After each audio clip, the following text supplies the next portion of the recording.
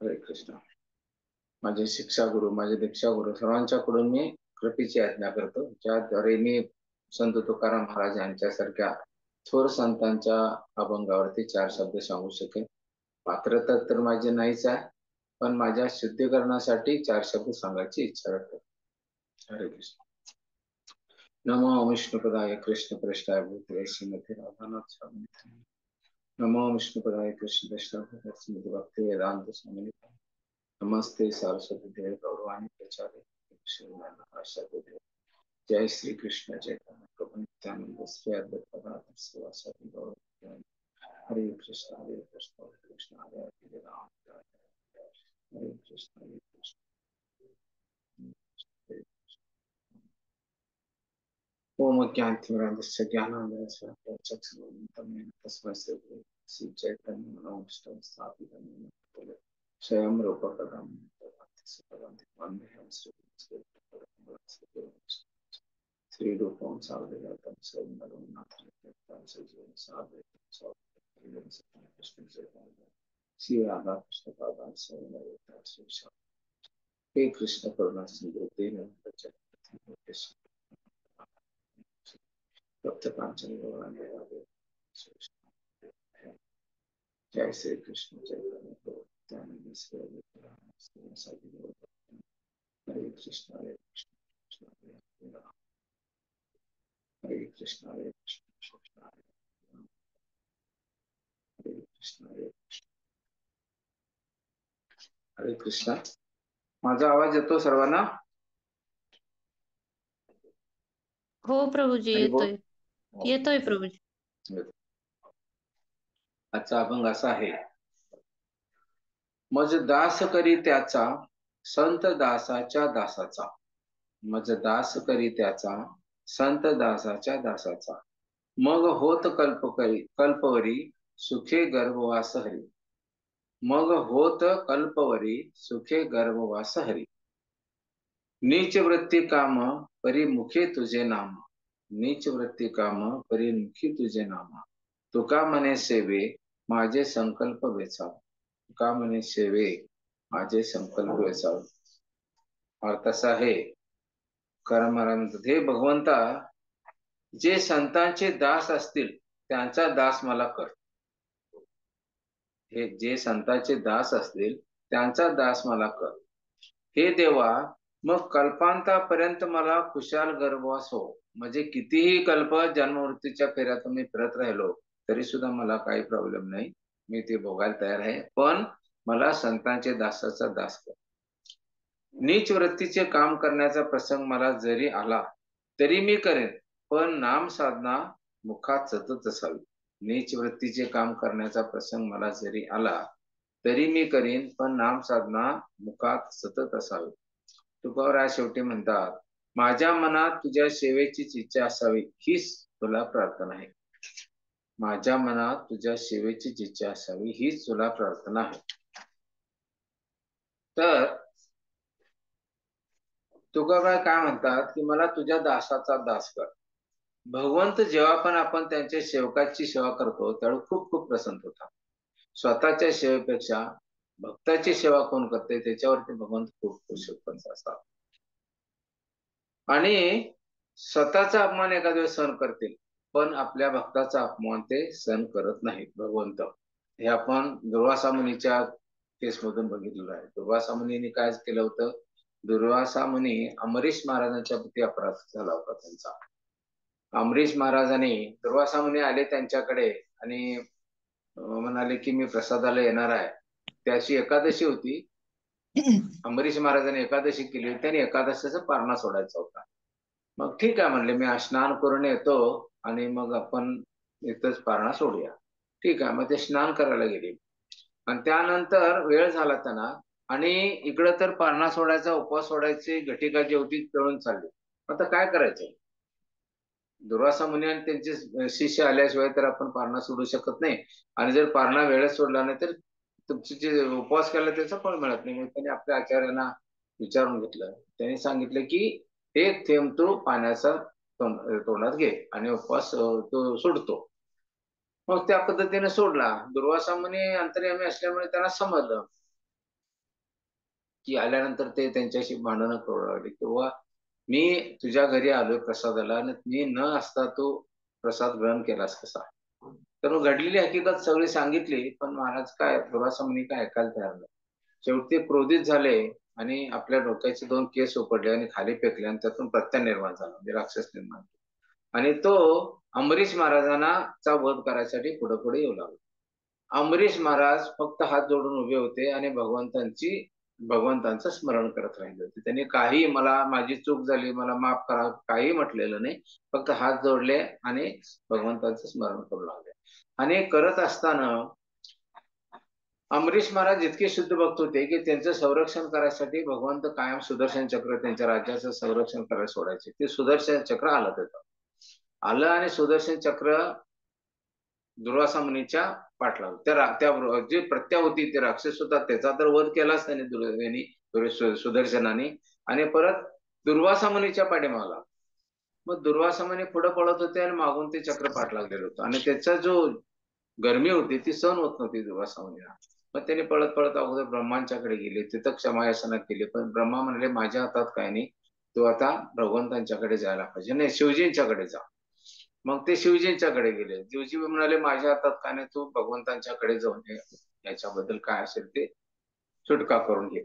मग ते धावत धावत भगवंतांच्याकडे गेले आणि भगवंतांच्या चरणावर लोटा म्हणून विनंती केली असेल तर ते म्हणाले आता तू जाऊन जोपर्यंत अंबरीश महाराजांची माफी मागत नाहीस तू त्याच्या चरणाप्रती अपराध करायचा तिची माफी मागत नाहीस तोपर्यंत मी काही करू शकत नाही. मी पराधीन आहे पराधीन आहे मी भक्तांच्या पोटी भक्तांचा दास आहे असं समज, पण आता मी काही करू शकत नाही, तू त्यांचीच माफी मागली. परत दुर्वासा मुनी अंबरीश महाराजांची माफी मागितली, पण अंबरीश महाराज ते खूप गजिल्ल्यासारखं झालं.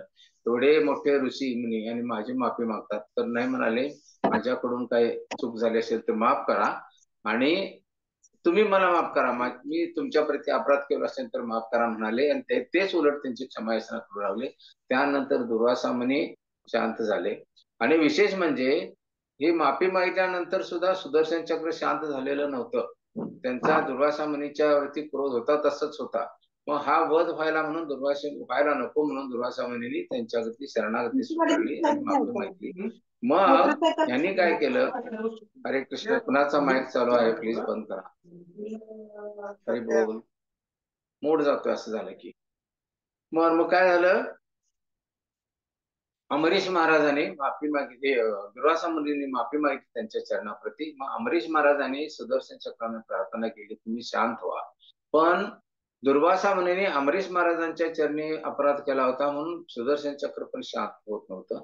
मग अंबरीश महाराजांनी अशी प्रार्थना केली सुदर्शन चक्राकडे की मी माझ्या आयुष्यात आयुष्यभर भगवंतांची जर प्रामाणिकपणे सेवा केली असेल आणि त्यांचं फळ मला जर तुम्ही देणार असाल तर ह्या माफीद्वारे द्या असं विनंती केली. मग सुदर्शन चक्र शांत झालं आणि दुर्वासा मुनी त्यातून वाचले आणि नंतर मग दुर्वासा मुनी काय आशीर्वाद दिले तिथे प्रसाद घेतला निघून गेले.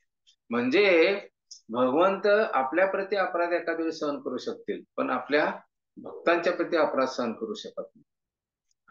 आता आणि भगवंतांना मागाशी मी सांगितलं तसं की आपल्या सेवेपेक्षा त्यांची सेवकांची सेवा जे करतात त्याच्यावर भगवंत खूप खुश होतात. माझ्या सेवेपेक्षा माझ्या सेवकाची जी सेवा करतात त्यांच्यावर मी खूप प्रसन्न होतो असं स्वतः भगवंत म्हणतात.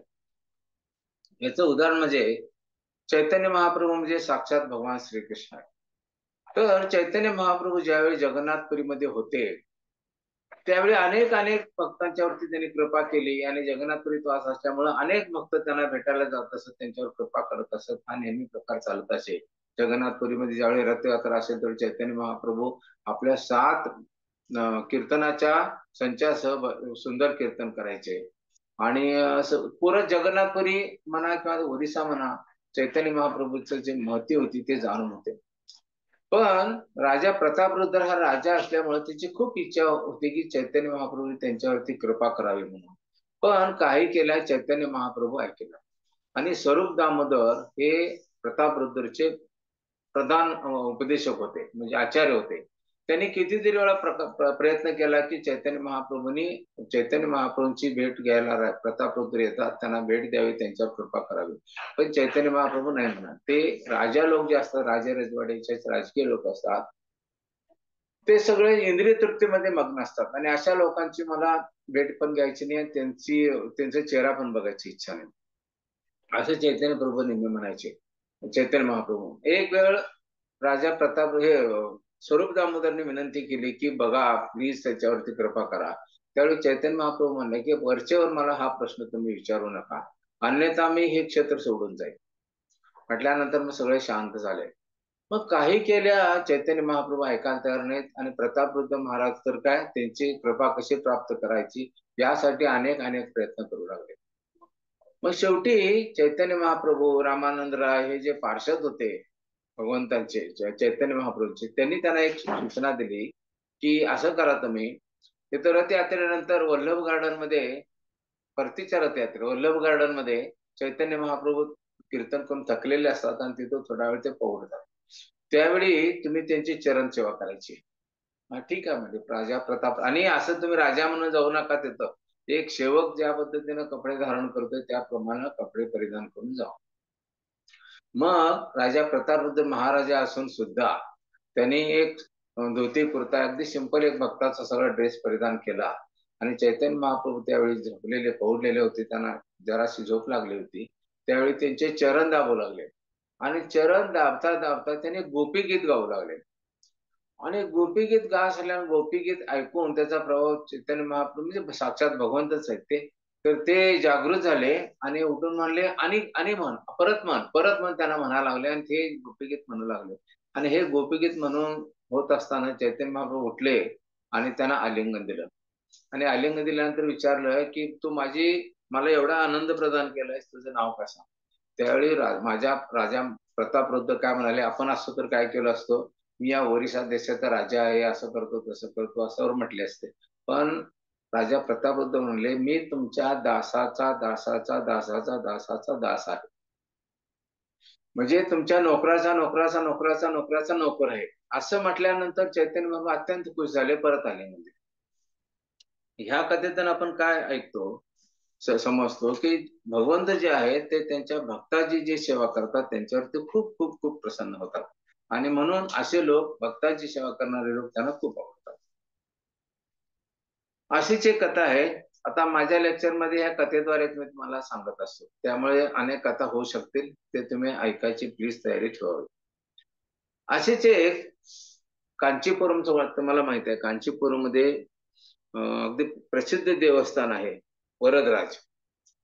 तर हे पूर्वी जे देवस्थान आहेत उत्तर भारत दक्षिण भारतातली, ही सगळी सगळी जागृत दैवत आहेत आणि तिथं वरदराजचं जे कांचीपुरम मध्ये स्थान आहे त्या विग्रहांची सेवा करायसाठी तिथं जे गोष्टीपूर्ण मुख्य पुजारी होते ते त्यांची सेवा करत असायचे. आणि गोष्टीपूर्वचे पूर्वी जे दक्षिण भारतात अनेक मंदिरामध्ये सेवा करायचे भक्त पुजारी, ते अतिशय शुद्धता होती त्यांच्यामध्ये, भक्तांच्यामध्ये पण शुद्धता होती, त्यामुळे भगवंतांचा तिथं वास असायचा आणि ते भगवंतांच्या बरोबर त्यांचे गप्पा गोष्टी चालायच्या.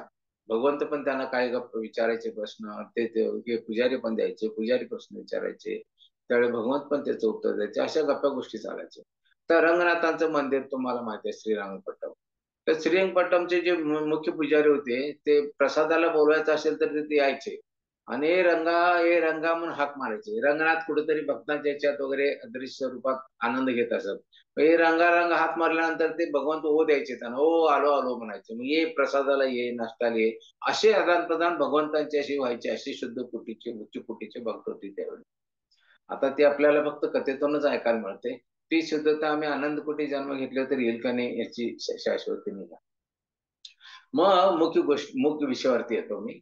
मग वरदराजांच्या पूजा जे गोष्टी पूर्ण करत होते ते दररोज पंखा झोलायचे, त्यांना पंख्यानं वारं घालायचे, अनेक सेवा करायचे आणि मग कधी कधी भगवंत त्यांना प्रश्न विचारायचे, हे पण प्रश्न विचारायचे त्यांना, असं चालायचं सगळं. हे तिथल्या बाकीच्या सेवकांना पण माहित होतं, म्हणजे या गोष्टीपूरचे जे सेवक होते त्यांना पण माहित होतं की भगवंतांच्या गोष्टीपूर्ण या पुजारीचे संबंध कसे आहेत ते. एक दिवशी त्यांचा जो सेवक होता गोष्टीपूर्णचा, म्हणजे मुख्य पुजाऱ्यांचा, त्यांनी विचार केला आणि विचारलं की हे स्वामी, तुम्ही मला एवढं सांगा की तुमचं आणि भगवंतांचे एवढे जवळचे संबंध आहेत, तुम्ही दररोज गप्पा गोष्टी करताय, तुमच्या प्रश्नाचे उत्तर देतात, मला एवढंच जाणून घ्यायचं आहे की मला भगवत धाम कधी प्राप्त होईल, मला इथून मुक्ती कधी प्राप्त होईल, की मला भगवत धाम कधी प्राप्त होईल. ठीक आहे म्हणलं, ते विचारून सांगतो. मग दुसऱ्या दिवशी परत भगवंतांच्या सेवेत असताना गोष्टी कोण भगवंतांना म्हणाले, भगवंत मला एक प्रश्न विचारायचा होता, विचारू काय? हा विचार की म्हणले, संकोच का तुला, तू कशाला संकोच करतोस, तू कधी मला प्रश्न विचारू शकतो. मग गोष्टी कोण म्हणाले, असा असा माझा जो सेवक आहे तो माझी सेवा करत असतोय नेहमी, आणि तो विचारतोय की मला भगवत धाम कधी प्राप्त होईल. तर भगवंत म्हणले, हा त्याचा शेवटचा जन्म आहे, पुढच्या जन्मी तो भगवत धाम प्राप्त होईल. मग हे विचार ऐकून त्यांना पण आनंद झाला, पण ह्यांच्या मनात शंका आली की माझं काय विचारूया. त्यांना वाटत होतं की मी भगवंताची डायरेक्ट सेवा करतो, प्रत्यक्ष सेवा करतो, म्हणजे मला तर मुक्ती मिळणारच मिळणार. आता माझ्या सेवकाला मुक्ती मिळते म्हणजे मला तर मिळणारच मिळणार, खात्रीनं. मग तरी पण मनात शंका आली म्हणून विचारलं भगवंतांना की भगवंता, अनेक प्रश्न विचारू काय? हा विचार की म्हणले. तर मला माझं काय, माझी मुक्ती कधी होईल, मला कधी तुमचं धाम प्राप्त होईल? तर भगवंत म्हणले, तुझ्या मुक्तीबद्दल मला जरा विचार करावा लागेल, मी आता सांगू शकत नाही कधी तुला मुक्ती मिळणार, हे मला जरा विचार करावा लागेल. मग असं म्हटल्यानंतर ते विचारात पडले. तो दिवस गेला, त्या दिवसभर रात्रभर डोक्यात विषय तोच, माझ्या सेवकाला मुक्ती मिळाली आणि मला का मिळत नाही आहे, याचं कारण काय? मग दुसऱ्या दिवशी भगवंतांना आणि परत त्यांनी विचारलं की मला मुक्ती कधी मिळणार, मी काल विचारल्या प्रश्नाचं उत्तर काय? तर ते उत्तर तेच आहे म्हणाले की तुझ्या याच्या मुक्तीबद्दल मला जरा विचार करावा लागेल, ते आताच मिळेल की नाही जरा विचार करावा लागेल. तो म्हणले, माझ्या सेवकाला मुक्ती मिळणार आहे आणि मला कसं मिळणार नाही, कारण तुझा जो सेवक आहे तो तुझी सेवा करतो म्हणाले. माझ्या भक्ताची सेवा करणारे मला खूप प्रिय आहेत, म्हणून तो जो सेवा करतोय तो तुझी सेवा करतोय म्हणून मला तुझ्यापेक्षा तो जास्त प्रिय आहे. हे जेव्हा गोष्टी पूर्ण ऐकलं त्यावेळी ते पंखा खाली ठेवले आणि निघाले. तर भगवंत विचारे, कुठे चालला असतो? नाही म्हणले, आता तुमची सेवा नाही, आता मी माझ्या सेवकाची सेवा करणार, त्याशिवाय मला मुक्ती मिळणार नाही, म्हणून तिथून निघून गेले. ह्या कथेतून आपण काय ऐकतो, समजतो की भगवंतांच्या सेवेपेक्षा भगवंतांची सेवा करणारे जे सेवक असतात ते भगवंतांना खूप खूप प्रिय असतात, म्हणून त्यांच्या भगवंत विशेष पद्धतीने प्रेम करतात. अशा पद्धतीनं आता हे रंगनाथ सुद्धा, रंगनाथांचं मंदिर उत्तर भारतात आहे, तिथे हे जे पुजारी सेवा करत असतात त्यांच्याशी गप्पा गोष्टी करायचे भगवंत, अरे तो का आला नाही, हे का आला नाही, असं काय वगैरे. मग ते विचारणार, ते पुजारी सांगणार ते आजारी आहे. असं जी घटना घडली होती रंगनाथांच्या बाबतीत. तर एक पुजारी होते, आता इथं सुद्धा मंदिरात आपले भगवंतांचं जे ड्रेसिंग चालतंय ते रात्री 2:30-3 वाजल्यापासून त्यांचं चालूच असते सेवा. त्यानंतर 4:30 ते 5:30 ला मंगल आरती संपली की 5:30 ते 7:30 पर्यंत 2 तास आत पुजारी सेवा करत असतात, ड्रेसिंग करत असतात. ती जर धावपळ बघितली तर आपण श्रीहरिकोटामध्ये यज्ञ सोडताना कसे ते काय म्हणतात ते उलटं गणित मोजलं जाते, म्हणजे 17, 16, 15 असं चालू असते इथं. तर ते पुजारी एवढे धावपळ करत असतात, कारण 2 तासाच्या आत सगळं ड्रेसिंग पुरं करायचं असतंय. असं हे भगवंतांची सेवा करत असताना जे विशेष पुजारी असतात ते भगवंतांचं ड्रेसिंग वगैरे करतात. कारण आपण ड्रेसिंग करत असताना ते पिनाक होतो, साडी नेसवतो, धोती नेसवतो, फेटा नेसवतो, त्यात भगवंतांना कुठेही टाचणीच टोचता कामा नये किंवा त्रास होता कामा नये. ते ध्यानात ठेवून लहान मुलाचं आपण कसं ड्रेसिंग करतो त्याला त्रास होऊ नये म्हणून अशा पद्धतीनं विग्रहांचं ड्रेसिंग करायचं असते, आणि ते शुद्धतेने, परिपूर्ण शुद्धतेनं. तर तसं ड्रेसिंग पूर्वी करायचे भगवंतांची. एकदा काय झालं, तसं प्रेमानं ड्रेसिंग करणारे जे भक्त होते ते आजारी पडले आणि मग 1, 2, 3 दिवस आलेच नाहीत ते. मग आणि दुसरे एक भक्त ड्रेसिंग करत होते, ते ड्रेसिंग करताना फार खेचाखेची करायचे, पिन लावताना पिन टोचायचे वगैरे असं. ते भगवंतांना आवडायचं नाही.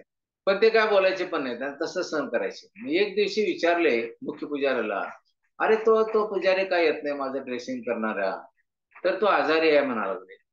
मग दुसरे आहेत की करतात की नाही, तो खूप टाचण्या टोचतोय मला म्हणाले. तो मला आवडत नाही. खूप सरळ करत नाही. अगदी सिंपल काय म्हणतात ते हलक्या हाताने करत नाही. मला त्रास होतो त्याचा. पण ठीक आहे, तो आजारी आहे त्याच्यामुळे आला नाही. मग भगवंत जो आजारी होता का नाही त्याच्या घरी गेले आणि त्याला विचारले की तू का येत नाहीस? तर भगवंता, माझी तब्येत ठीक नाही असं तसं, म्हणून आलो नाही. बरं. तू दररोज जेवण, नाश्ता तुझं कसं काय? हां, चालू आहे, जेवण नाश्ता चालू आहे. पण अजून जरा असं-असं आजार कमी झालेला नाहीये. म्हटल्यानंतर भगवंत म्हणाले त्याला, अरे तू नाश्ता करतो, जेवण जेवतो, सगळं करतो, तिकडे हालचाली करतो आणि माझं ड्रेसिंग करायला तुला होत नाही काय? म्हटल्याबरोबर त्याला खूप खजिल्ल्यासारखं झालं आणि मग तो परत सेवेला यायला लागला. हे सांगायचा उद्देश काय? म्हणजे पूर्वी भगवंतांचे आणि त्यांच्या भक्तांचे असे संबंध होते, भगवंत डायरेक्ट बोलत होते. तुकाराम महाराजांच्यावर भगवंत बोलायचे, ज्ञानेश्वर महाराजांच्यावर बोलायचे, हे सगळे जे शुद्ध भक्त होते त्यांच्यावर भगवंतांची भाषा चालायची, आपले मित्र सारखं. तर अशी स्थिती त्यावेळची होती, तेवढ्या उच्च कोटीचे भक्त होते.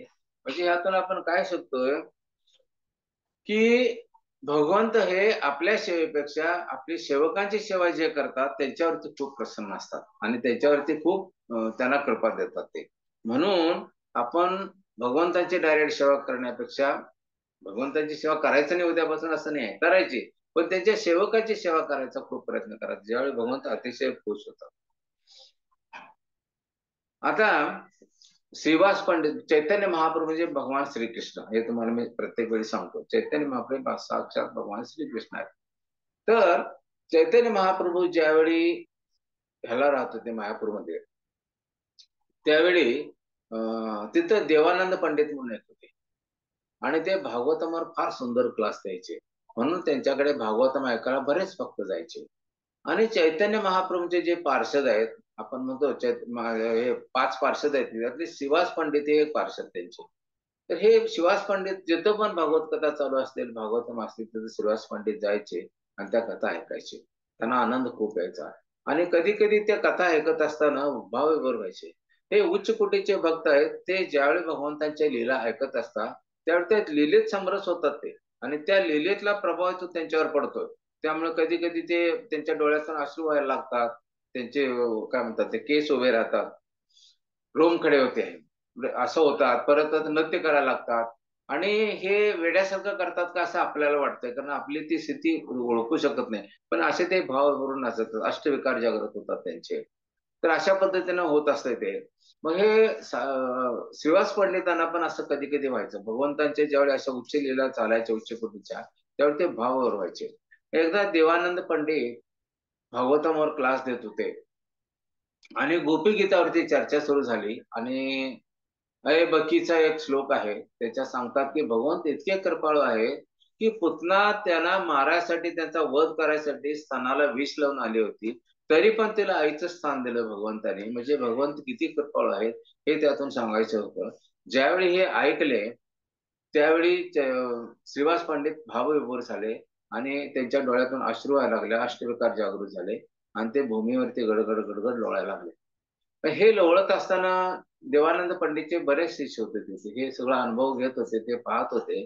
त्यांना वाटलं की हे नाटक करतायत, भावावर होण्याचं नाटक करतायत असं वाटलं, कारण त्यांची स्थितीच तशी होती. कारण श्रीवास पंडिताची जी स्थिती उच्च कोटीची होती, त्या स्थितीचे शिष्य नसल्यामुळं, ते नवशिक्के असल्यामुळं त्यांना वाटलं की नाटकच करतायत असं वाटायला लागलं. म्हणून त्यांना काय केलं, त्यांनी उचललं आणि बाहेर, हॉलच्या बाहेर नेऊन ठेवलं. पण हे ज्यावेळी शिष्य करत होते त्यावेळी देवानंद पंडित तिथंच होते.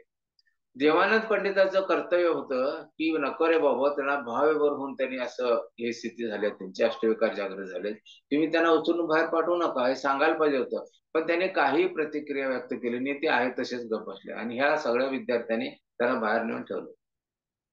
हा एका शुद्ध भक्ताच्या प्रती खूप मोठा अपराध घडला देवानंद पंडितांचा. म्हणून चैतन्य महाप्रभू यांनी हे बाहेरून बघितलं होतं. चैतन्य महाप्रभू त्यांच्यावर खूप रुष्ट झाले, कोणावरती, देवानंद पंडितावरती. कारण का, अशा शुद्ध भक्ताच्या प्रती त्यांनी अपराध केला होता. मग त्यांना काही जणांनी नंतर मग ते ध्यानात आलं, देवानंद पंडितांच्या सुद्धा त्यांनी माफी मागितली, पण चैतन्य महाप्रभूंनी त्यांना अजिबात माफ केलं नाही. का तर त्यांच्या भक्ताची प्रति अपराध केला होता, भक्ताच्या प्रति अपराध केला होता. पुढे काय झालं, काही दिवसानं वक्रेश्वर पंडित, भगवंताचे शुद्ध भक्त, ते 72 तास नृत्य करायचे, भगवंतांचं कीर्तन करत. आपण एक 15-20 मिनिटं, तासभर कीर्तन केलं की आपले पाय धोका लागतात. 72 तास सलग कीर्तन करायचे ते भगवंतांचं, रेकॉर्ड आहे त्यांचं आतापर्यंत इतिहासातलं. 72 तास सरळ कीर्तन करायचे आणि हे कीर्तन करत असताना ज्या ग्रामामध्ये जाऊन तिथं कीर्तन करू लागले आणि तिथं लोकांची गर्दी खूप झाली आणि ती गर्दी खूप झाल्यामुळं त्यांना कीर्तन करताना नृत्य करायचे, ते त्या नृत्यात अडचण यायला लागली. मग तिथं देवानंद पंडित गेले आणि हातात काठी घेऊन त्यांच्या भोवती फिरायला लागले आणि कोणाचाही त्यांना त्रास, बाग्यांचा त्रास होऊ नये म्हणून ते काठी घेऊन त्यांचं संरक्षण केलं. आणि 72 असं नृत्य करत करत करत ते बेहोश होऊन अष्टविकार जागृत होऊन डोळे खाली पडले. त्यावेळी देवानंद पंडितने त्यांचं डोकं आपल्या मांडीवर घेतलं आणि त्यांना मूळ स्थितीत येईपर्यंत ते त्यांची सेवा करू लागले. आणि नंतर देवानंद पंडितने त्याला आपल्या एका भक्तांच्या घरी घेऊन तिथं सेवा केली त्यांची. हे ज्यावेळी समजलं चैतन्य महाप्रभूंना, त्यावेळी चैतन्य प्रभू खूप खूप खुश झाले आणि जे रुष्ट होते देवानंद पंडिताच्या वरती ते त्यांनी मनातून राग काढून टाकला. कारण का तर वक्रेश्वर पंडितांची त्यांनी सेवा केलेली होती. असे शुद्ध भक्त होते आणि ते भगवंतांची अशी कृपा प्राप्त करायचे. मग त्यावेळी देवानंद पंडितांचा राग देवानंद पंडितांच्या वरचा चैतन्य महाप्रभूंचा राग कशामुळे गेला तर त्यांच्या शुद्ध भक्ताची सेवा केल्यामुळे. असं आपण पाहतो इतिहासामध्ये शुद्ध भक्ताची सेवा केल्यावर भगवंत कसे खुश होतात आणि कशी कृपा प्रदान करतात असे अनेक अनेक उदाहरणं आपल्या इतिहासात पाहतो, पुराणामध्ये पाहतो. म्हणून आपण मनात एकच असं ठेवायचं नाही की मी गेलो की मंदिरात फक्त भगवंतांची सेवा आणि भगवंतांची अर्चविग्रहाची सेवा आणि तीच सेवा मी करण्यामध्ये इंटरेस्ट घेणार, असं कधी करायचं नाही. भक्तांची सेवा केली म्हणजे भगवंतांना ते खूप आनंद होतो. म्हणून काही जण जे 4 प्रकारचे भक्त असतात त्यातले प्रथम क्रमांक नवशिकचे भक्त असतात ते भगवंताचीच फक्त सेवा करतात, पण भगवंत त्याच्याने एवढं जास्त खुश होत नाही. पण भगवंतांच्या भक्तांची ज्यावेळी आपण सेवा करतो त्यावेळी ते अतिशय खुश होतात.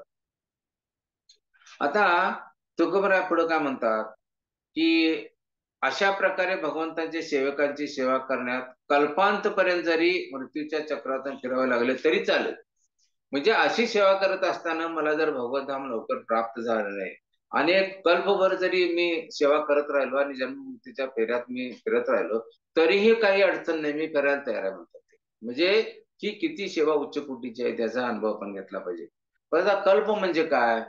साधी गोष्ट, कल्प म्हणजे आपण विचार करतो कल्प म्हणजे काय, तर कल्प म्हणजे किती कालावधी असतो. तर सतयुग, त्रेतायुग, द्वापारयुग आणि कलियुग 4 युग आहेत आणि ह्या 4 युगाचं एकत्र केलं आपण की ब्रह्मदेवाचा 1 दिवस होतोय. त्याला असे 4 युगाचा ब्रह्मदेवाचा 1 दिवस असतो ना, असं म्हणजे हे 4 युगाचे आता कालावधी तुम्हाला मी सांगतो. सतयुगाची कालावधी जी असते ती 17,28,000 वर्ष असते. त्रेतायुगाची कालावधी असते 12,96,000 वर्ष असते.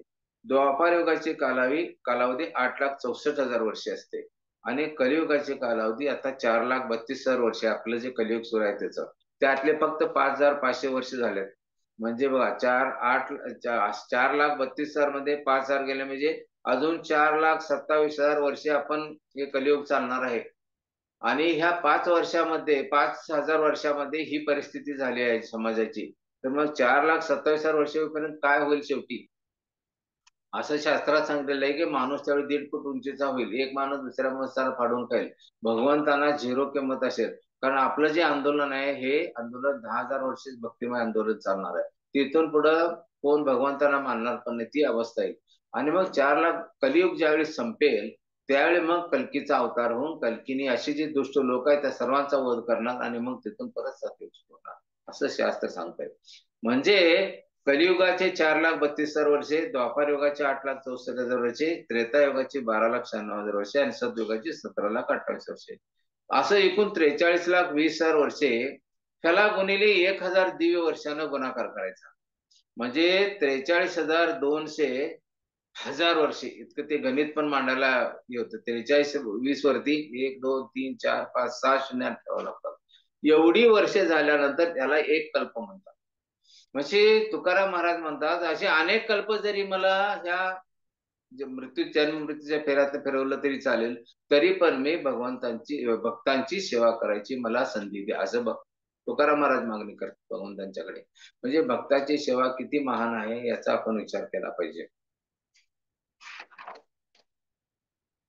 आणि शेवटी तुकाराम काय म्हणतात की कोणत्याही अवस्थेत असलो तरी सदा सर्वदा तुझे नाम माझ्या मुखात असू दे, हरिमुखे म्हणा. हे आपण त्याच्यावरती अनेक वर्षी चर्चा करतो.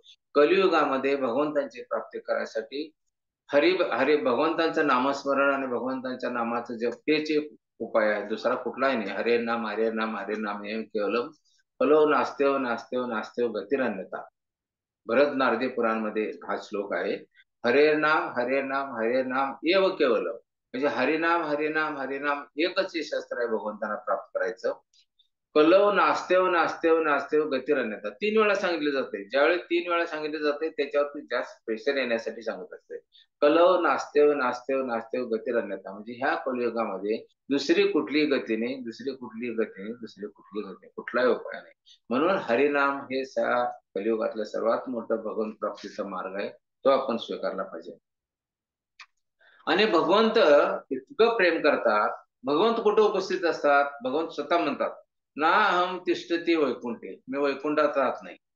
योगिनाम हृदयेषु वा तत्र तिष्ठामि, मी योगींच्या हृदयामध्ये पण राहत नाही, नारदला सांगत असतात.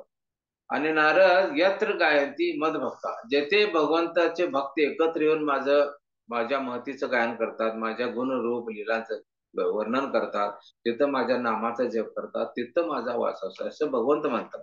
म्हणून भगवंत प्राप्तीसाठी आपण भगवंतांचं नामस्मरण, नामाचा जप, त्यांच्या लीला गुण यांचं जे लीला असतात ते श्रवण करायचं. हे सगळ्यात, आणि सगळ्यामध्ये भक्तीचे मार्ग आहेत, त्या सगळ्यामध्ये सर्वश्रेष्ठ मार्ग आहे श्रवणम. आणि हे जसं जसं आपण प्रामाणिकपणे करत जाऊ, गांभीर्याने करत जाऊ, तसं तसं आपण भगवंतांच्या जवळ येत जाऊ. याचा अर्थ काय आता मी सांगितल्याचा, ना हम तिष्ठतेचा, हे नारद, प्रिय नारद, मी माझ्या धामात वास करीत नाही, की योगींच्या हृदयात वास करत नाही. योगी म्हणजे निर्विशेषवादी, परंतु मी अशा ठिकाणी वास करतो जिथे तिथे माझे शुद्ध भक्त माझ्या नामाचा जप करतात, कीर्तन करतात व माझ्या कथा करण्यात व ऐकण्यात ब्रह्मान असतात. गुण कर्म लीला.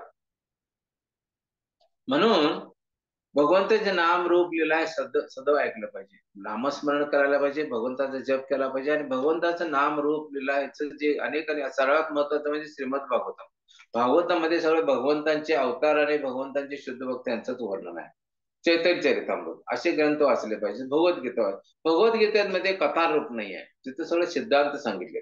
आणि त्या सिद्धांताचे जे उदाहरण त्यांनी सिद्धांत सांगितले, तर आपल्याला प्रश्न पडतोय, हे कायद्याचं स्वरूप आहे, कायदा असा असा, हे केल्यानंतर असं होईल, हे केल्यामुळे तसं होईल, हे केल्यामुळे हे प्राप्त होईल, पण हे प्राप्त झालेली उदाहरणं कुठं आहेत? म्हणून कोर्टात केस चालत असताना वकील काय करतोय? केस लॉच देतोय, म्हणजे हे कायदा आहे आणि असं कोणाच्या बाबतीत घडलंय, हे केस लॉ आहे आणि असा निर्णय कोर्टाने दिलाय, मग कोर्ट ते ऐकते. तशा पद्धतीनं हे जे भगवद्गीता सिद्धांत सांगितलेले आहेत, ते सिद्धांत प्राप्त करून भगवद्धाम प्राप्त केलेले शुद्ध भक्त कोण, भगवंतांचे अवतार कुठे आहेत, तर याचं संपूर्ण वर्णन श्रीमद भागवतामध्ये दिलेलं आहे. आणि म्हणून श्रीमद भागवतमचा दररोज आपण सवय लावली पाहिजे, एक श्लोक तरी वाचला पाहिजे. श्रीमद भागवतम जरी तुमच्या घरात नुसतं असलं, तुम्ही वाचला नाही तरी भगवंतांचा वास असतो तिथं. जिथं तुलसी महाराणीचा वास असावा असं म्हणतो ना, तर ज्याच्या घरात श्रीमद भागवतम आणि भगवद्गीता आहे तिथं भगवंतांचा साक्षात वास असतो. म्हणजे असं नाही ते आणून तसं ठेवायचं, वाचायचं नाही. दररोज एक श्लोक वाचायचा, भगवद्गीतेचा एक श्लोक वाचा, त्याचं तात्पर्य वाचा, श्रीमद भागवतमचा एक श्लोक वाचा, तात्पर्य वाचा. त्या सगळ्यांनी म्हणून किती 15-20 मिनिटं जातील. मग आपले 24 तासातले आपण 15-20 मिनिटं काढू शकत नाही काय भगवंत प्राप्तीसाठी? तेवढं केलंच पाहिजे.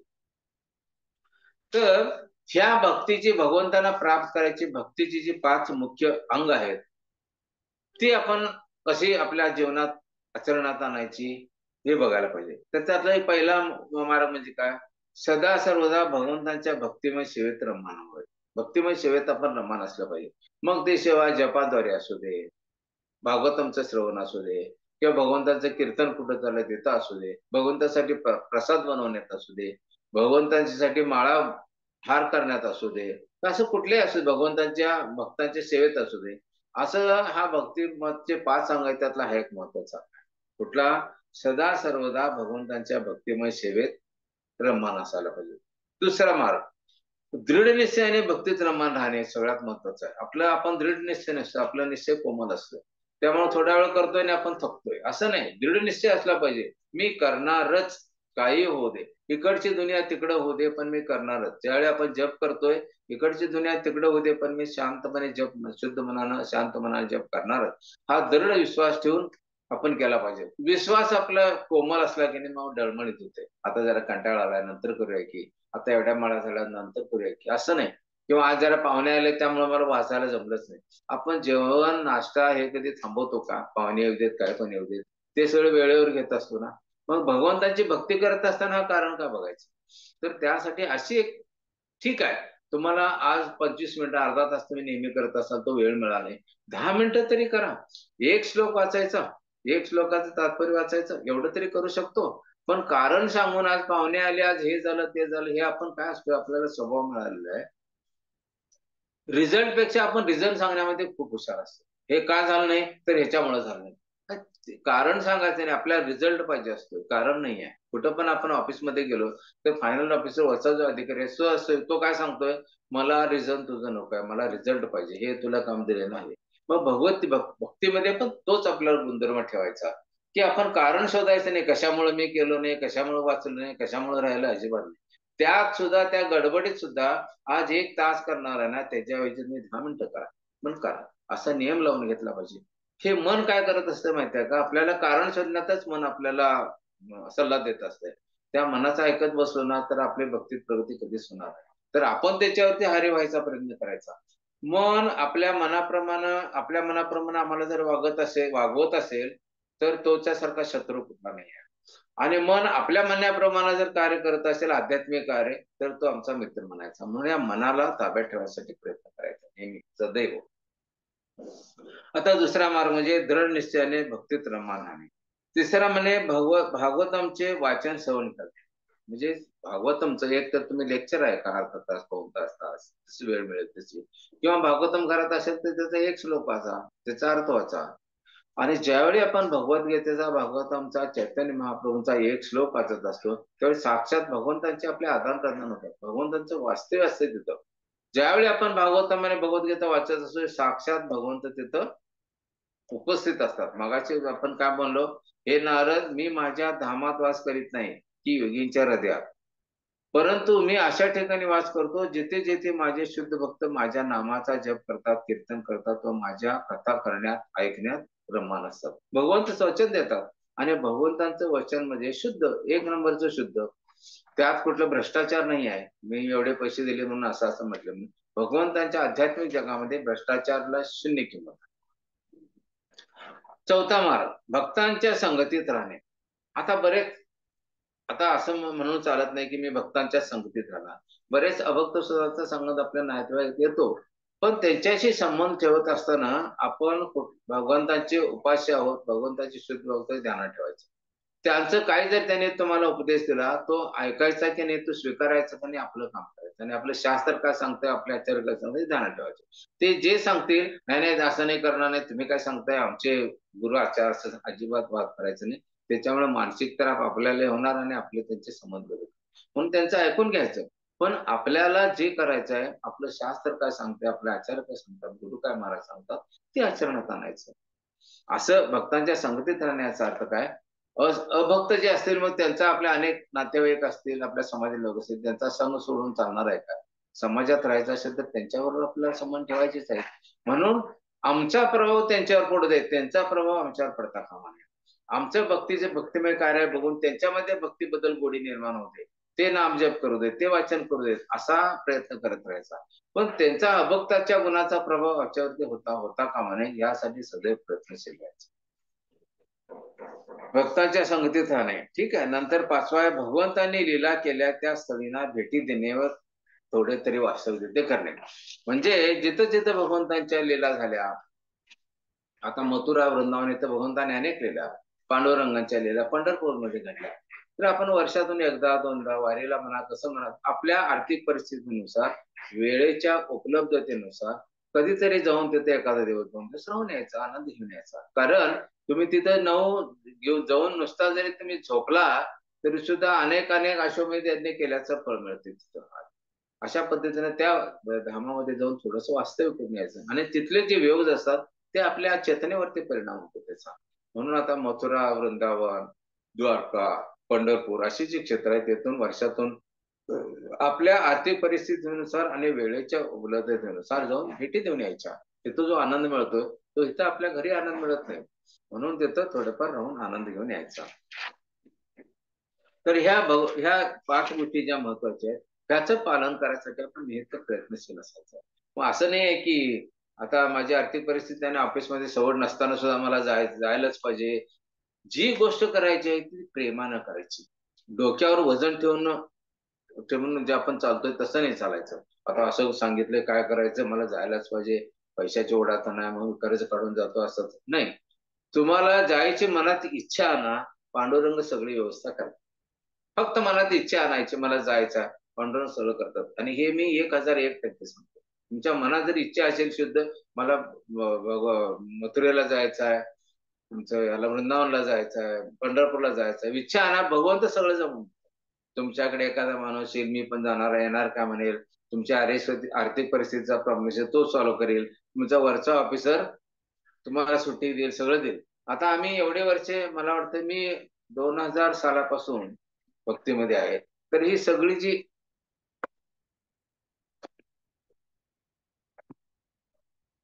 हरी बोल, हरी बोल, आवाज येतो? हरी बोल, आवाज येतो? हरे कृष्णा, हरे कृष्णा, हरे कृष्णा, माझा आवाज येतो का? येतोय प्रभूजी, हरे कृष्ण. हा, कारण काय मध्ये मिस कॉल आला होता त्याच्यामुळे डिस्कंटिन्यू जातं. तर अशा पद्धतीने मी काय सांगत होतो, हा, आपण मध्ये इच्छा करायची. फक्त आपल्याला जर इच्छा झाली की भगवंत सगळे मार्ग काढून देतात. तुम्ही करून तरी बघा, हे माझे स्वतःचे अनुभव सांगतो की करून तरी बघा आपण इच्छा, मला हे भक्तिमय कार्य करायचं, मला इकडे जायचं, तिकडे जायचं, सगळं जोडून येतंय. आणि समजा एखाद्या वेळी तुमच्या ऑफिसरने तुम्हाला रजा दिलीच नाही, तर अरे हे असं सांगितलं, ती इच्छा केल्यामुळे झालं नाही, तर ते रजा न देण्यापाठीमागे पण भगवंतांची काय इच्छा असते. कारण का, आता जायला नको, हा व्यक्ती पुढे जायला पाहिजे, नंतर जाऊ दे, म्हणून त्यावेळी तुम्हाला रजा मिळणार नाही. पण ज्यावेळी भगवंताच्या मनात इच्छा असेल तुम्हाला धामात घेऊन जायची, त्यावेळी भगवंत त्यावेळी तुम्हाला तो योग घडवून आणते. म्हणून असं कधी नाराज पण व्हायचं नाही, अरे माझी इच्छा होती मला जाऊ दे नाही. त्याच्या पाठीमागं पण भगवंताच्या अनेक आयडिया असतात. आणि भगवंताची आयडिया काय असतात ते आपण सर्वसामान्य माणूस समजू शकत नाही. म्हणून आपण भगवंताची भक्ती करायची, कुठल्या गोष्टी असेल ज्यावेळी इच्छा करतो, तर आपण 10 पावलं पुढे गेले तर भगवंत 100 पावलं पुढे येतात. म्हणून हे वर्षातून एकदा आपण पंढरपूर, वृंदावन, द्वारका अशी जी धामं आहेत, मथुरा, अशा धामांना पण भेटी दिल्या पाहिजे. पंढरपूर तर जवळच आहे, आपण जाऊ शकतो. म्हणून ही जी भक्तिमय अनेक 5 मार्ग आपण सांगितलं, कुठली सदा सर्वदा भगवंतांच्या भक्तिमय सेवेत राहणे, मग ती सेवा कुठल्याही प्रकारची असू दे. भाजी आणायला जरी गेला, भगवंत स्वयंपाक आपण घरात करतोय तर भगवंतांना अर्पण करतोय, ते तुम्ही भाजी आणायला गेलं तरी ती सेवाच होऊ शकते. दृढ निश्चयाने भक्ती प्रमाण, दृढ निश्चय पाहिजे. आपला निश्चय ज्यावेळी दृढ असतो ना, तर पाहिजे तेवढ्या अडचणी असतील तर त्यांना आपण क्रॉस करू शकतो. 3 भागवतमचे श्रवण, आणि हे एक नियमित आपण सवय लावून घ्या की एक भगवद्गीतेचा एक श्लोक आणि भागवतमचा एक श्लोक दररोज वाचायचा प्रयत्न करा. आपण ही पण इच्छा मनात व्यक्त करा, भगवान तुम्हाला वेळ पण तशी देतील, सगळी मनात आवड पण निर्माण. नंतर भक्ताच्या संगतीत राहणे, हे मी तुम्हाला सांगितलं. भक्ताची कायम संगतीत, आता अभक्तांच्या संगतीत पण अनेक ठिकाणी ऑफिसमध्ये गेल्यानंतर त्या सगळे भक्त असतात.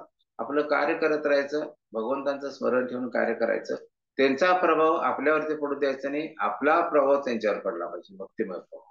त्यासाठी प्रयत्नशील राहायचं. आणि हे आम्ही मगाशी सांगितलं की भगवत धामात भगवंतांच्या जे लीला झालेल्या आहेत, मथुरा, वृंदावन, पंढरपूर, असे अनेक अनेक क्षेत्र जे आहेत, जगन्नाथपुरी, मायापूर, अशा अनेक अनेक क्षेत्र जी आहेत त्याच्यामध्ये, ती भगवंतांच्या लीला असल्या पाहिजेत ना, देवी देवतांच्या नाही. तर अशा ठिकाणी आपण भेटी द्यायच्या. तर हेच तुमच्या भगवंताचे प्रेम प्राप्त करायचे 5 मार्ग आहेत. त्यातला कुठलाही मार्ग आपण अवलंबू शकतो. झाला, आपला वेळ झालेला आहे. कुणाला काय प्रश्न असेल तर विचारू शकतो.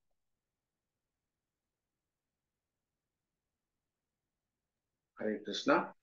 हरे कृष्ण. प्रभूजी, तुम्ही मगाशी म्हटलात की कलियुगात आपण अजून 10 वर्षांनी कदाचित आपली ही पण कृष्ण म्हणजे आपली हो सुद्धा ही जी आहे ते बंद पडणार, म्हणजे हो हो हो हो अं, 10 वर्ष, 10,000 वर्ष, 10 वर्ष नाही, 10,000 वर्ष, 10,000 वर्ष. हो हो. 10,000 वर्ष. पण हो हो, कळलं.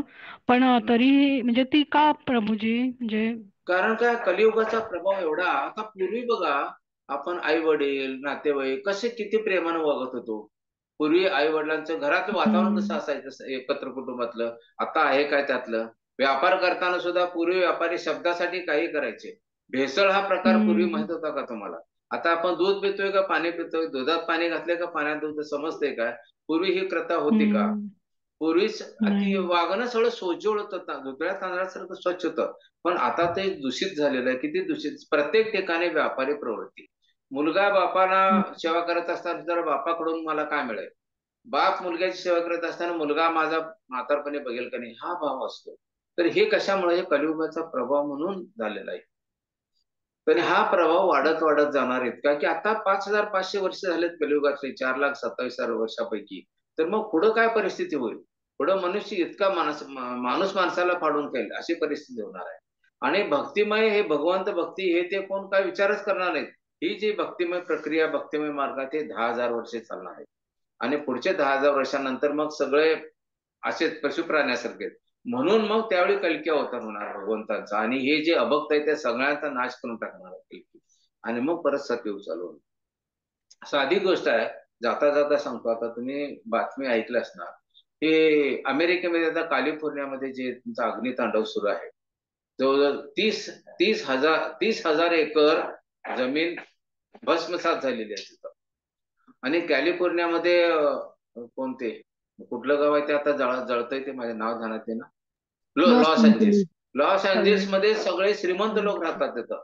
हे ऍक्टर, नट्या सगळे तिथे राहतात. त्यांचे सगळे बंगले आहेत, आणि ती संपूर्ण राज्य जी आहेत अमेरिकेची त्या सगळ्यात श्रीमंत राज्य आहे. तिथं ज्यावेळी त्यांनी सिटी केल्याने, तुम्ही युट्यूबवर वाचला असाल, तिथे एक कार्यक्रम होणार होता, मोठा फेस्टिवल होणार होतं. तिथं ते बक्षीस वितरण करणार होते.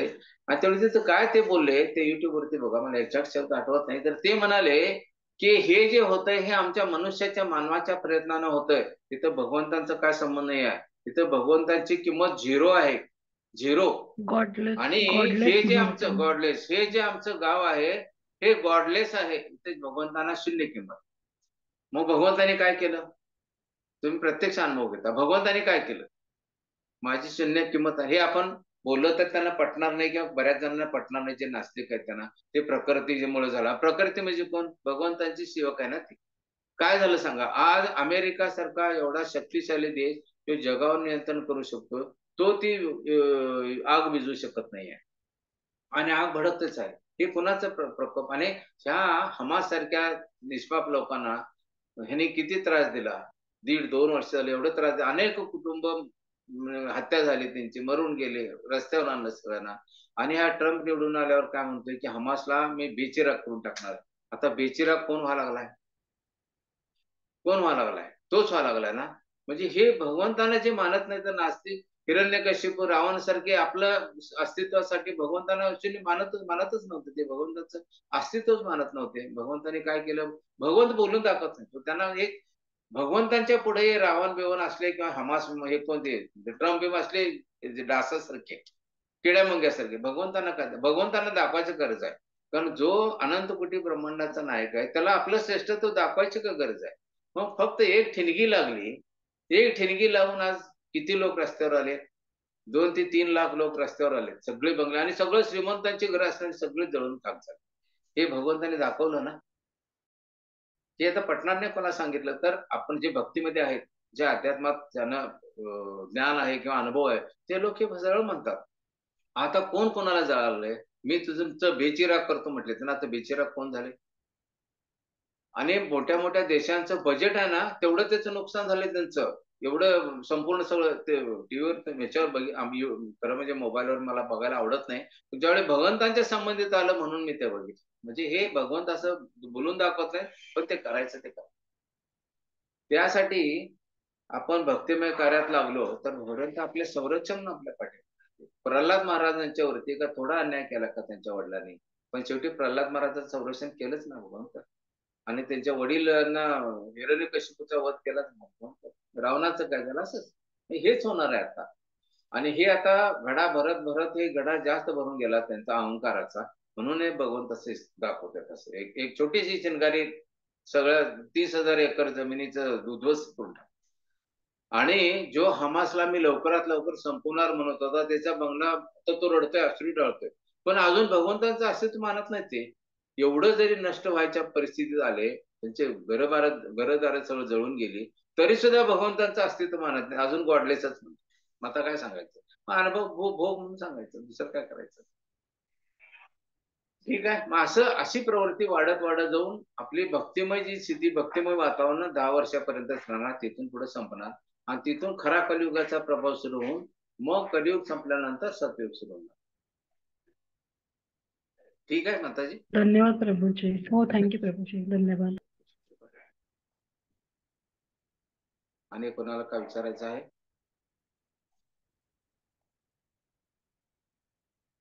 धन्यवाद प्रभूजी. कोणाचा काही प्रश्न नाही दिसत आहे. थांबूया मग. थांबूया.